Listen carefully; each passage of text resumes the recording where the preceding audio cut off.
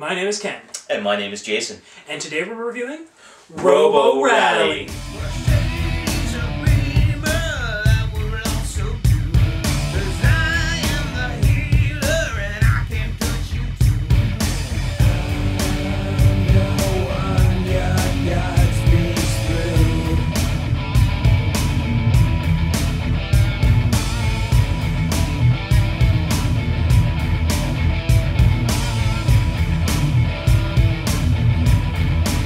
So Robo Rally was originally published by Wizards of the Coast in 1994, and they published a number of expansions for it, and then it was republished by Avalon Hill in 2005. The premise of the game is actually that some supercomputers actually got bored and started racing robots around a factory floor. The game itself inspires a lot of chaos because of the way in which you actually program your robots. The interaction between the players makes for a bunch of strange interactions on the board. Just because you think you got something down doesn't mean it's going to go down the way you think.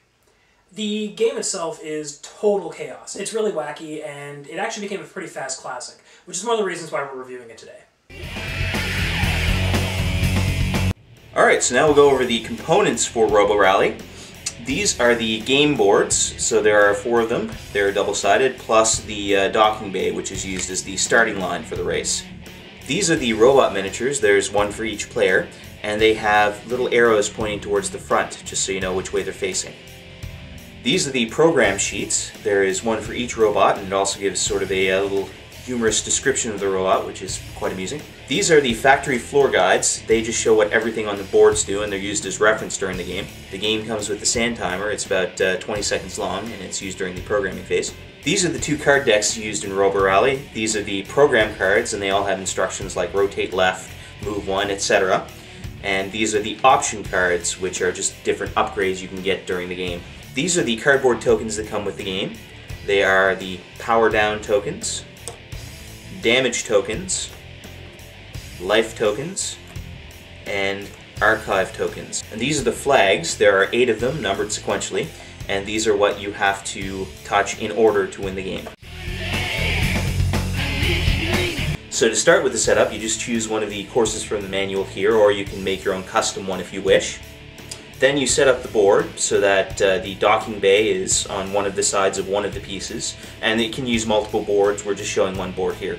Next, each player gathers a programming sheet, the appropriate robot minis, and 3 life tokens. Each deck is shuffled separately and placed next to the board. Make sure each player has their archive token. Place the power down and damage tokens next to the board. Place the flags on the board. So just as a note on flag placement, the boards in the book will actually show you where to place the flags. If you're doing your own custom board though, you can put them pretty much anywhere as long as they're a fair distance apart. Next, you determine starting player. We suggest a rousing game of combat from Dungeon Quest.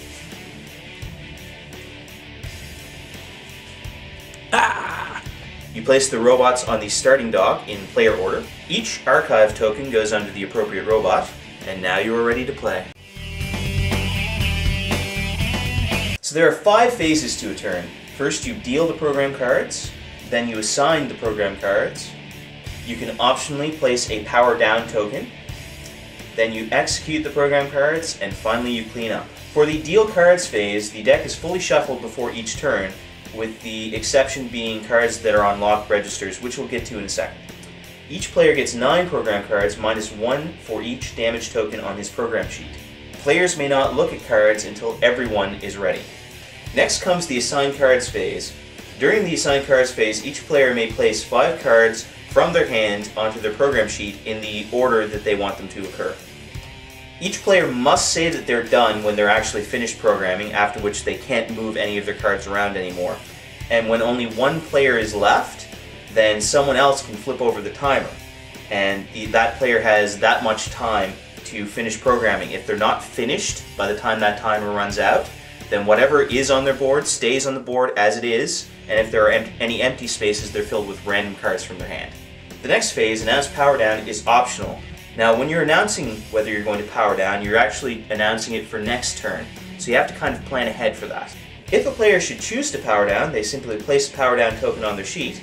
They then play out this turn as usual, but during the next turn, at the start, all damage is removed from the robot. However, the player may not program the robot, and it does not move. although it is still affected by board effects and by other players. And just as a note, because you can actually incur damage while you're powered down, at the start of the turn you can choose to leave a power down token on your character sheet, in which case you just remain powered down and you remove the damage again. Next is the complete register step. So during this step, each person executes the first register, then each person executes the second register, etc. all the way to the fifth. This phase is actually split up into 5 sub-phases. First, each player reveals the program card on the relevant register. Next, each robot moves according to the cards they've placed in that register. And if it's likely that the robots are going to interact, so for example if they're very close together, then the cards that are ranked highest according to the numbers in the corner go first. Next, the board elements move, starting with the fast conveyor belts, the ones that have the 2 arrows. So if you're on one of the fast conveyor belt spaces, you move 1 space in the direction shown. Next, the fast conveyor belts and the normal conveyor belts, the ones with 1 arrow, move another space. So in actuality, the fast conveyor belts will move you 2. In addition, some of the conveyor belts have corner pieces, which actually turn robots when they are moved onto them. Next, the pushers push if they are active on this register. Next, the gears rotate any robots on them in the indicated direction. Next, any lasers on the board fire and do 1 damage to any robots in front of them. Next, the robot lasers fire. Each robot has a forward-mounted laser cannon, which will fire straight ahead, and if there is no wall between them and another robot, they do 1 damage to that robot. Finally, if you are on a flag or on a repair site, you may place your archive token there now. And the final phase, the cleanup phase, just cleans up everything to get ready for the next turn. So if you're on a repair site with a single wrench, you may heal 1 damage. And if you are on a repair site with a wrench and a hammer, you may heal 1 damage and draw 1 options card. So next, all of the registers are wiped, meaning all of the cards are discarded from the program board, unless a register is locked, in which case that card remains face up. And finally, any robots that were destroyed during the turn may re-enter play at their archive marker, as long as they had a life token to expend, although they come back with 2 damage. They may choose to start powered down to remove that damage and not take a turn the next turn. You may notice on some of the boards there are pit spaces. If your robot ever enters a pit space, they are instantly destroyed. In addition, if they ever go off the side of the board, they are instantly destroyed. So when a robot takes damage, they take one of the damage tokens and they place it on the rightmost space on their player board. So these damage tokens fill from right to left. Some of the damage spaces on the player board will say lock underneath it and will point to one of the registers. If there is a damage token in that spot at the end of the turn, whatever card is in that register is locked in, meaning that that card remains there for the next turn, so the player doesn't get to reprogram that spot until they've healed themselves. I really want to get something from the fridge. If I'm going to get something from the fridge, I'll have to turn, go down here, turn again, go here, turn once more. Oh man! Oh, real mature, Jason. Real mature. If a player is supposed to take damage and they have any option cards in play, they may choose to discard option cards to reduce that damage at a cost of 1 option card per damage. And locked registers must be repaired in reverse order.